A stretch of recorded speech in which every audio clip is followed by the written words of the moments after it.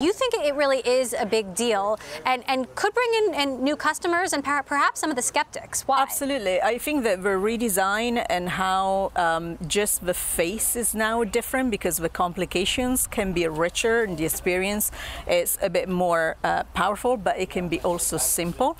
I think might get some people excited. I think the smart idea to keep the third generation in the portfolio at $279. If people that tried it but then are like, maybe it's not for me yet, or people that have been waiting, that is a much more affordable kind of dip your toes in the water move. And then I think obviously the health side of things is important. You know, how long is it going to be before we can actually get our insurance to pay for it? So, you know, I know a lot of people who got the first generation of the Apple Watch, wore it for a few weeks and just tossed it aside because they felt they didn't need it. They had their phone. Can those people be convinced that this is enough to have a completely different experience? I think I always said from the very beginning that you need to put some time into the watch to really understand what the watch can do for you.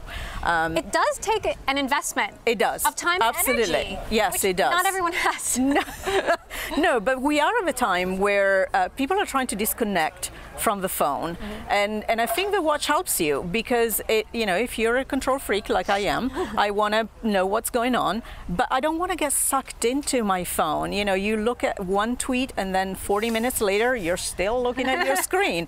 I think watch helps you with that and is, you know, is a good cutting the cord but still being connected. So how would you evaluate the breadth of the phones that Apple has now, all the way down to the iPhone 7 in that $400 range, up to the, you know, XS Max for $1,100? How well do you think this positions Apple going into the holiday season? I think it's the strong lineup for Apple for sure. Of course, different countries have different price points, and $450 for an iPhone 7 is not cheap in India. Right.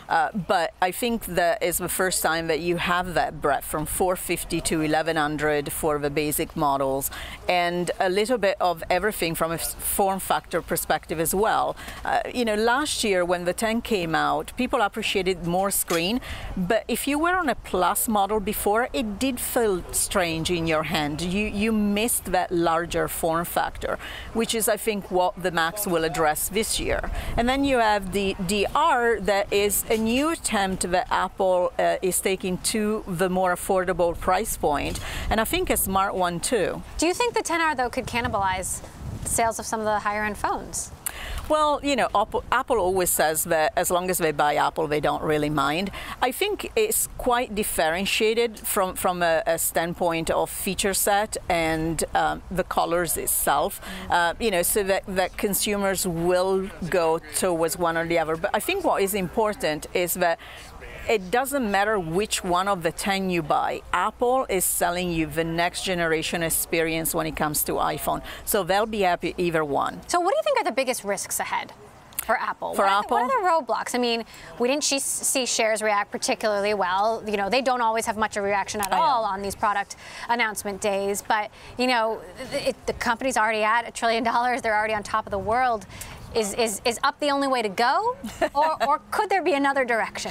Well, I think that there's obviously a lot of attention on their services side, and this is what else they've done today with the different models. You know, the larger screens. Whenever we're going to see the TV service, obviously play to that, and maybe the other part of what people are paying attention is China and the economic and the political situation with China.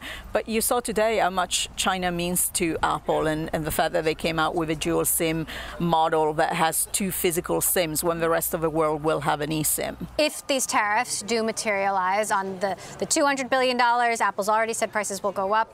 There could be an additional set of tariffs on $267 billion more worth of goods. How much is that going to hurt Apple? Well, it's going to hurt Apple more than it would Samsung, which is the other big name, right, in the US market for smartphone, because they don't have to get caught into this US versus China battle. But there are other ways. First of all, not always Apple will have to pass on those tariffs to the final consumers, but it's not as simple as saying, oh, bring it all in America and build it here, because the cost will be even higher.